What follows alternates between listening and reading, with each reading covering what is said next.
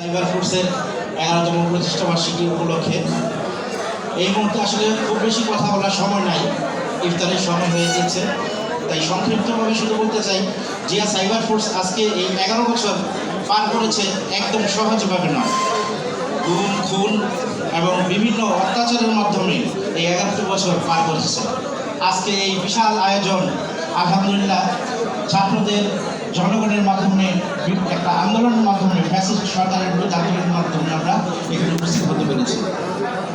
প্রিয় বন্ধুগণ, এখানে উপস্থিত আছেন জিয়া সাইবার ফোর্সের নেতৃবৃন্দ এবং জাসাস নেতৃবৃন্দ সহ আমাদের জিয়া সাইবার ফোর্সের বিভিন্ন জেলা থেকে আগত নেতৃবৃন্দ, সবাইকে অসংখ্য ধন্যবাদ জানাই। আপনারা বিগত 11 বছর এই সংগঠনের সাথে ত্যাগ স্বীকার করে সাহসের সাথে আপনারা ছিলেন, এই জন্য আপনাদেরকে অসংখ্য ধন্যবাদ।